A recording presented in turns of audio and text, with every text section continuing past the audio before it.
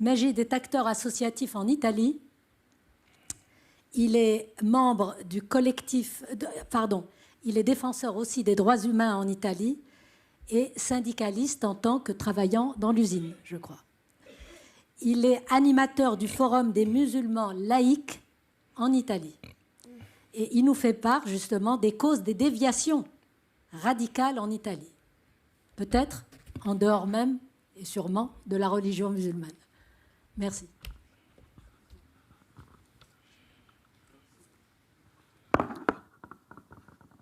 Avant tout, buon pomeriggio a tutti e a tutti. Si parla in italiano, è solo per salutare più che altro.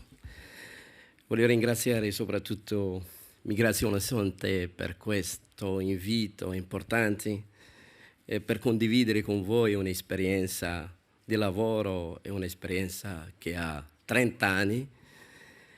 E voglio soprattutto ringraziare il fratello, compagno Mubaraki, che mi ha dato questa occasione di incontrare tante belle anime.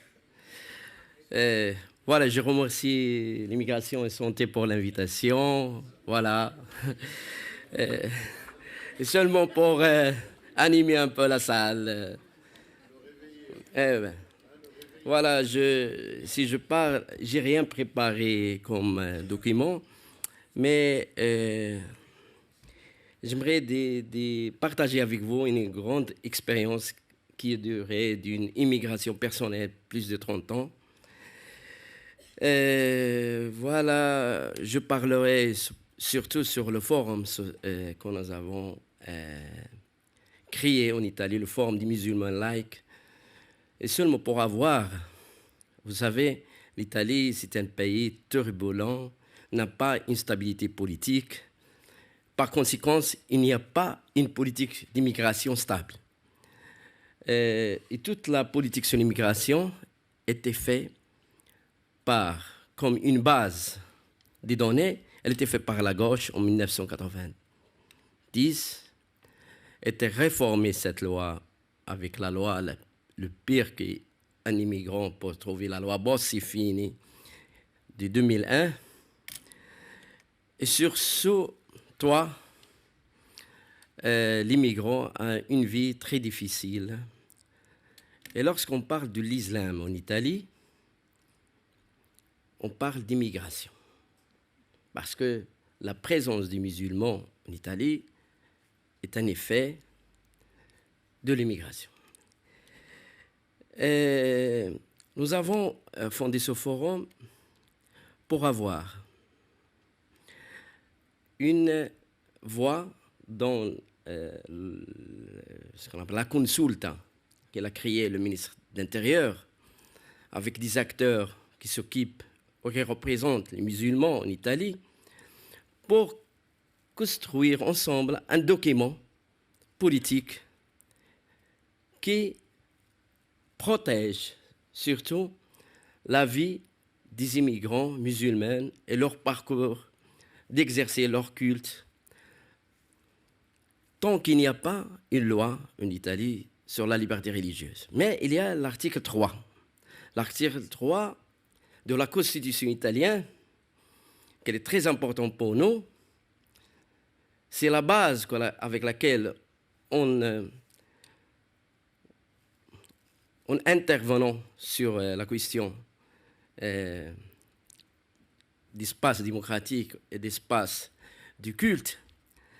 La loi, c'est comme ça que l'État italien doit assurer et, comment on dit, lo Stato italiano, lo Stato deve garantire la libertà di ciascun individuo.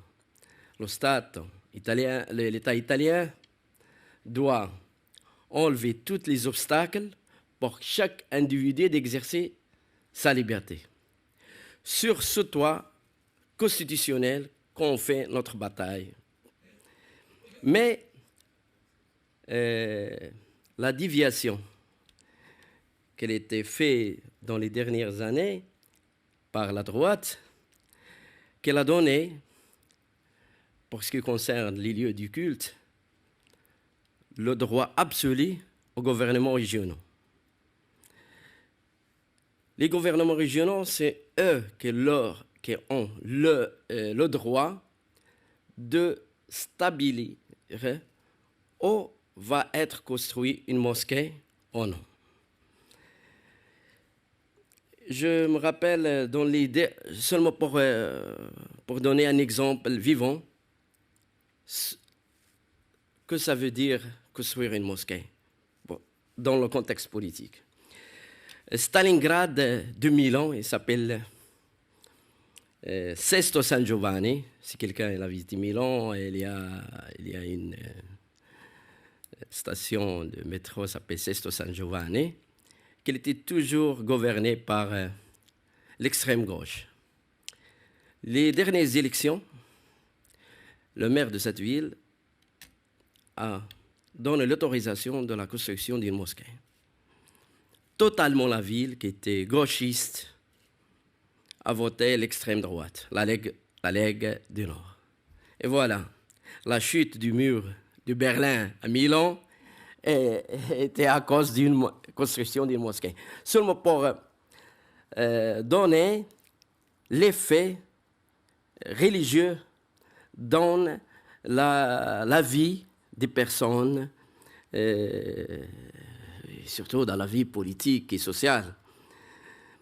Alors, nous sommes réussis, à travers des mécanismes, à avoir notre voix dans le ministre de l'Intérieur.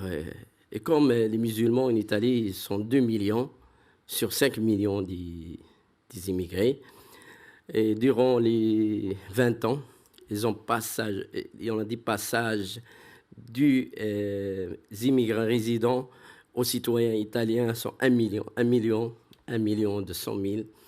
Dans 5 millions, il y a 2 millions de musulmans.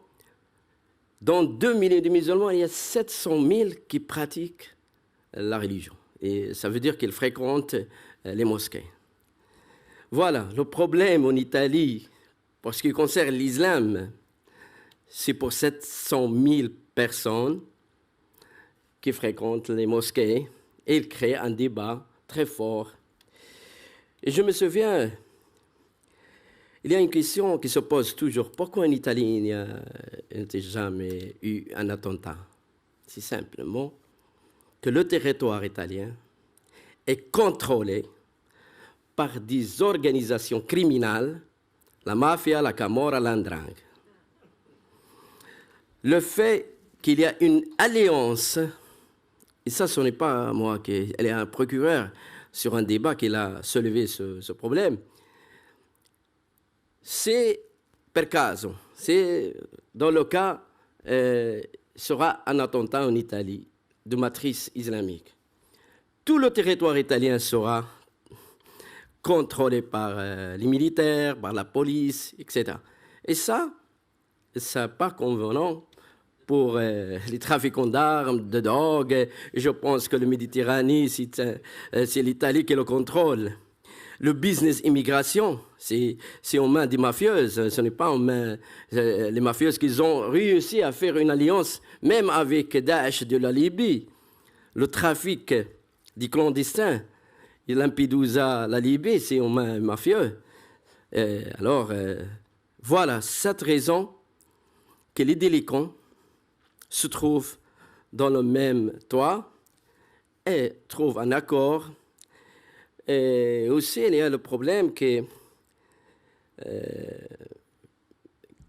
les Kosovo, aussi, c'est un trajet pour les radicaux musulmans. Et dernièrement, tous les djihadistes qui sont passés en Turquie, ils ont passé par l'Italie.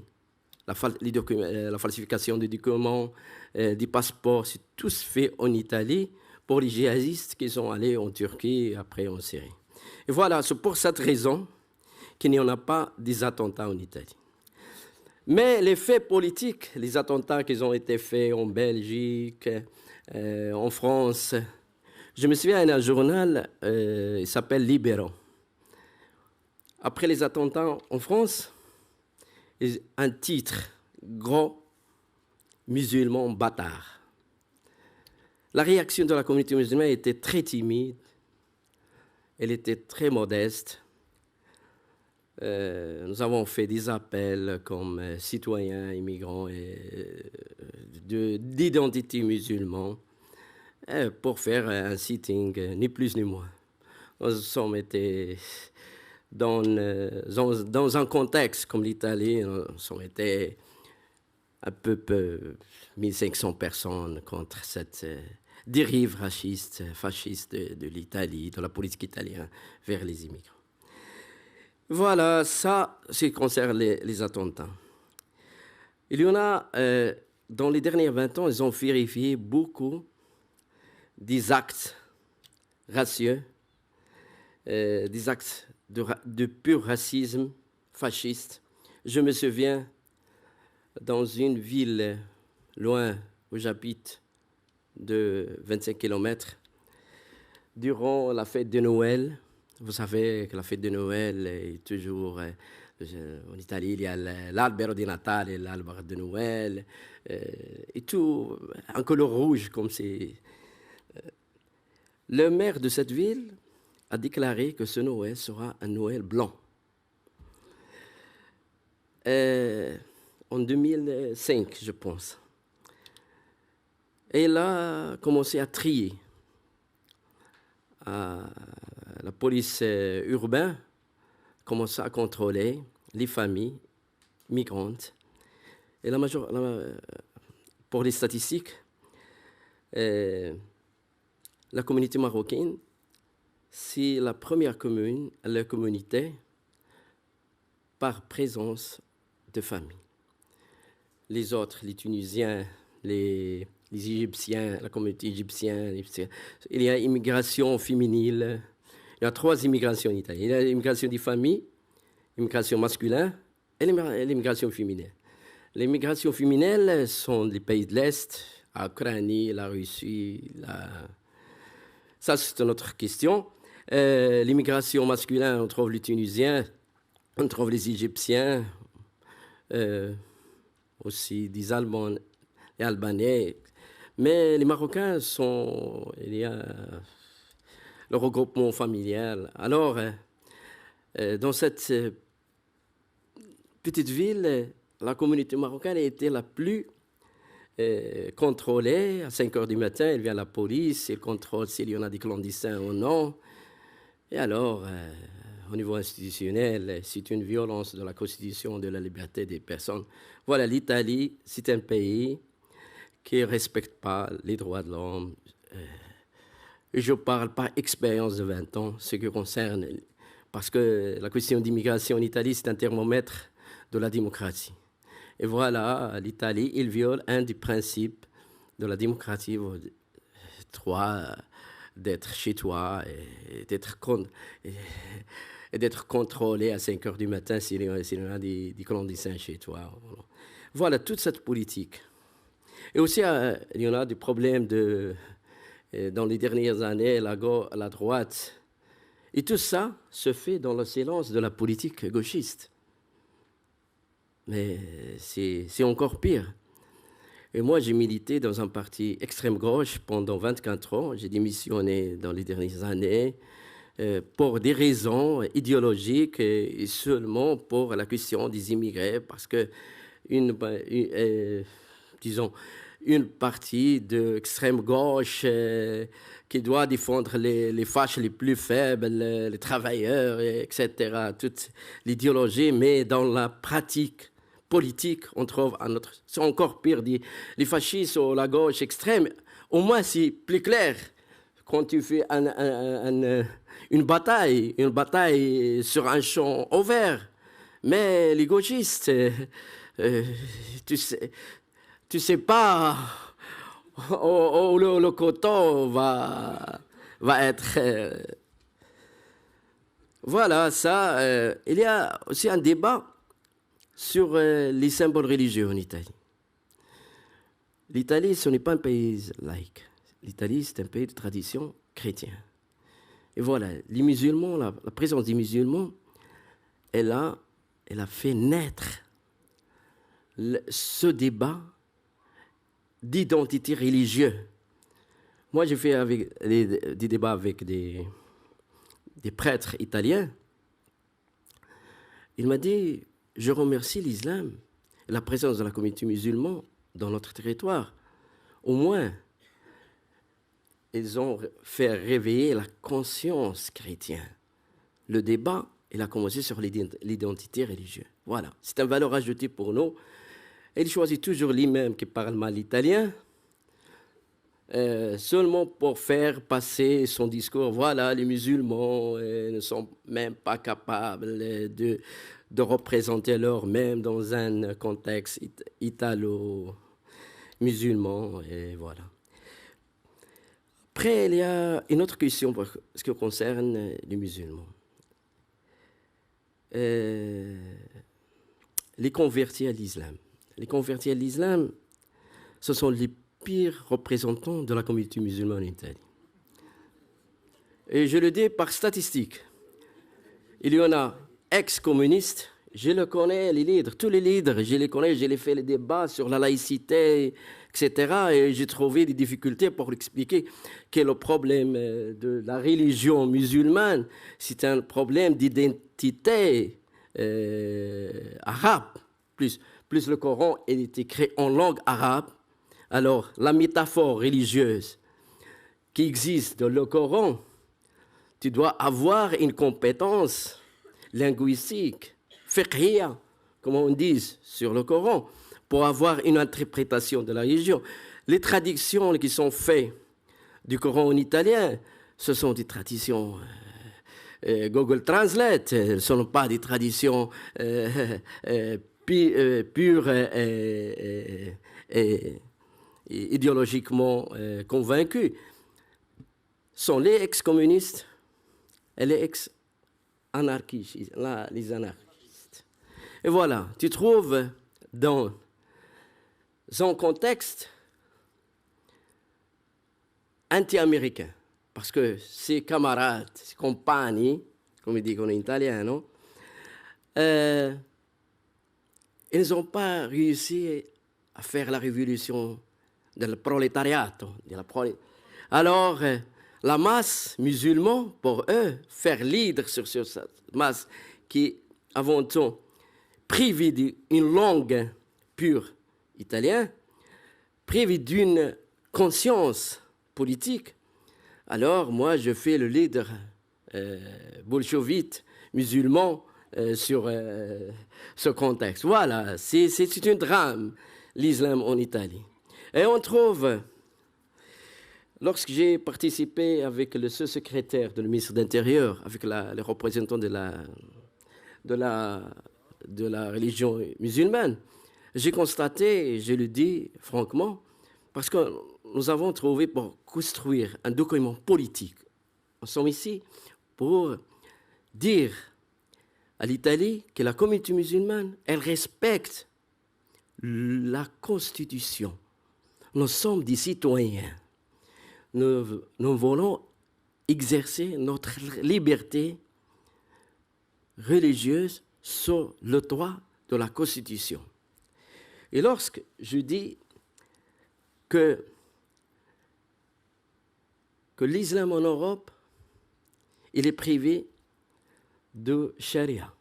Parce que, enfin, le diritto islamico, le droit islam, privé. Tu ne peux pas, dans un contexte là, tu épouses 4 femmes, tu fais ça. Parce qu'il y a une constitution, il y a un contexte démocratique, une société là qui bouge, la défense des droits de la femme, etc., des minorités, les homosexuels, etc., etc.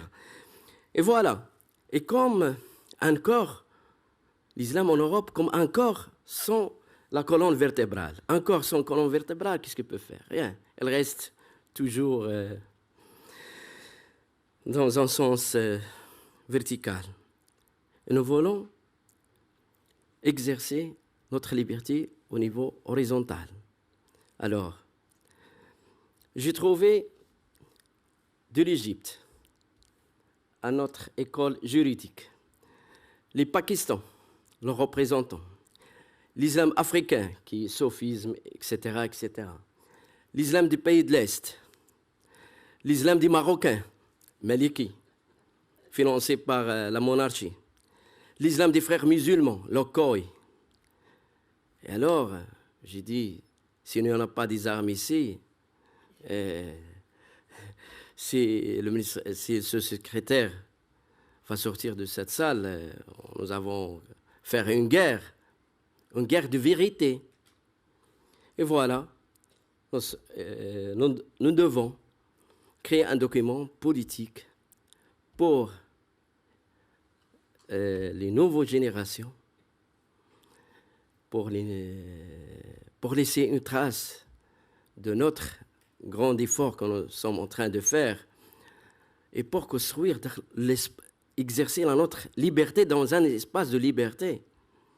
Et voilà, nous sommes parus ici jusqu'à aujourd'hui à faire ce document qui a été lancé aussi par la droite.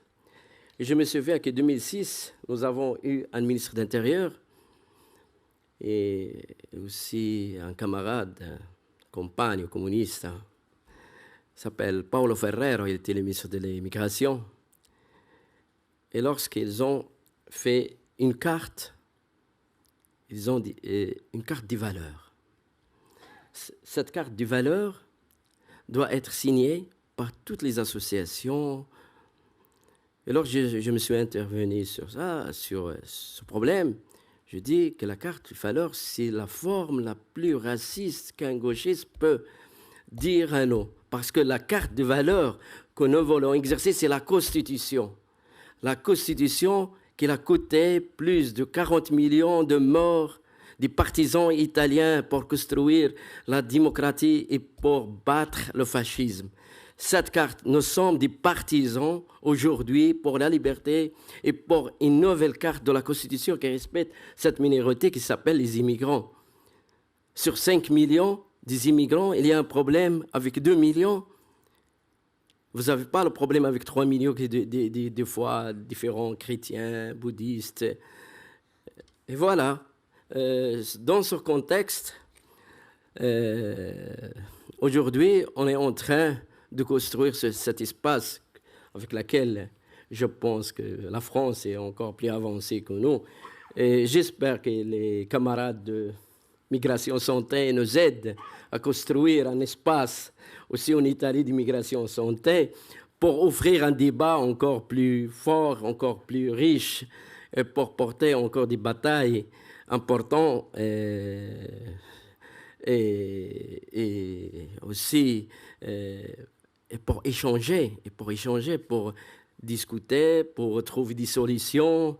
Et ce n'est pas des solutions, seulement pour émanciper un peu le mode d'être et de faire. Voilà, aussi, il y a, je cite, pour des problèmes que, comme association, elle s'appelle INCME, ensemble, nous avons créé cette association au-delà du forum, où s'occupe des problèmes des femmes, problèmes de genre. On fait un suivi dans les hôpitaux durant le cauchemar et nous avons trouvé des problèmes. Surtout avec la communauté égyptienne et avec la communauté aussi des Somaliens. Surtout parce que ce concerne, in italiano si dice l'infubulazione, la circoncisione delle donne. Je ne sais pas comment se dit, hein? L'excision. Voilà, c'est une violence. Et nous avons trouvé des problèmes avec ça. Il y en a beaucoup de musulmans, surtout les Égyptiens, lorsqu'ils ont fait naître une fille, ils portent en Égypte pour faire cette pratique. Dans le retour, c'est un drame pour les filles. Surtout lorsqu'ils arrivent, ils sont adultes. Moi, je ne sais pas comment on s'appelle, c'est mon technique. Les règles, non? Voilà. Et nous avons des femmes qui travaillent dans notre association. Elles racontent. Et aussi, les femmes elles sont heureuses de faire. Ça, encore, la drame dans la drame, c'est encore les femmes qui exercent cette pratique. Et vous savez, lorsqu'ils dépassent trois garçons, c'est difficile d'avoir. Je vous raconte une histoire qui est arrivée à nous. Il y a une femme qui a vu 4 enfants. Elle est enceinte. Et le médecin, il a dit, voilà, si tu portes si tu portes cette gravidence, vous devez mourir. Parce que... Alors, on a téléphoné à un imam, on a supplié l'imam, on a dit, oui, regarde, tu dois parler avec cette femme, comme ça, on exerce l'avortement, et comme ça, au moins, elle va survivre pour ses enfants. Et voilà, l'imam, avant, elle a dit non, le Dieu, ces rites de la religion. Il dit, si Dieu aime la vie, alors on a téléphoné à la police, ils ont téléphoné à l'imam, sans pression, voilà. C'est toujours... Voilà l'islam qui vit en Italie. C'est ça, c'est la pratique de tous les jours. Ce n'est pas les grandes lignes idéologiques. On doit travailler sur le bon mœurs, le quotidien, le jour au jour, avec une communauté handicapée au niveau de ses droits, handicapée au niveau de l'interprétation de ses devoirs. Et voilà, c'est une... Vraiment, je vous raconte ces choses-là seulement pour avoir une idée plus à 360 degrés comment on vit cette drame. Et voilà, ce sont des histoires. Là, nous avons un islam qui vit dans un contexte en Italie. Pour ce qui concerne la radicalisation des jeunes, c'est la même chose. Ce qui arrive, on est en train de reproduire tout ce qui est arrivé en France, en Belgique, en Angleterre. On est en train de reproduire le ghetto des immigrés. Si vous allez dans une ville comme la mienne, ça s'appelle Brescia, vous trouvez 2 quartiers. Un quartier populaire où tu trouves halal, kebab. Après la grande place, tu trouves les boutiques de luxe, Gucci, Armani, etc. Voilà. Même le panorama, on est en train de reproduire une ville. Ce n'est pas une ville commune, une ville séparée. Et les grandes manifestations, on les fait toujours à partir de la place, passant par les quartiers populaires, et aussi faire le tour pour passer dans les quartiers de bourgeois et se retrouver toujours dans le quartier populaire. Voilà, c'est la drame. C'est aussi à Milan, il y a aussi une via, ça s'appelle Via Padova. Si quelqu'un va là, voilà. Les centres... Tous les centres des villes italiennes, c'est plein des immigrés. Si vous voulez aussi voir le panorama, c'est dans les stations du train, toujours, c'est un point de rencontre des immigrés, des cultures et des couleurs. Et je pense que l'Italie, et je dis ça pour les experts, c'est un champ fertile pour faire des grandes recherches sur la question immigration et la radicalisation. À Daesh, je pense que Brescia, au moins, la ville où je vis, il a produit 2 grands terroristes. L'émir de l'Italie, c'est un garçon de 25 ans, et et un autre garçon de 20 ans qui est aussi un combattant des Daesh. Et voilà, nous avons aussi tous les éléments en Italie pour construire une bombe Dijon. Je pense, s'ils n'ont pas fait des attentats, mais ils ont participé, par exemple, à l'attentat en Allemand, le Tunisien qui était tué à Milan, à Sesto San Giovanni, à Stalingrad de Milan. Et voilà, j'espère que j'ai illustré un peu ce qu'on vit en Italie. Nous sommes loin de la réalité française, de la réalité, parce qu'on n'a pas de grands compétents migrants. Nous avons essayé en 2013 de construire une grande association des compétents immigrés, mais nous avons rentré dans un conflit idéologique et aussi dans un conflit d'espace, parce que lorsque tu dois défendre les immigrés, tu dois défendre la majorité des immigrés. Qu'est-ce qu'on fait? Ce sont des travailleurs. On doit travailler sur des lois et non pas sur la métaphore idéologique. À la fin, la culture, elle sert à développer, elle sert à créer des espaces de dialogue, elle sert à créer aussi un confront plus large. Mais lorsque notre bataille est seulement orientée vers ce chemin et non pas pour transformer des lois discriminatoires, des lois racistes et faire une pression sur la politique de changer encore la position sur la question des migrants, je pense que nous serons loin d'être intégrés, parce que l'intégration aussi passe par des espaces politiques et non pas par des espaces associatifs. Et c'est vrai que l'associatif, que la société civile donne des signaux, comment on dit en français, élabore un contexte pour donner aux politiciens de transformer cette grande expérience de la société civile en action politique avec laquelle on doit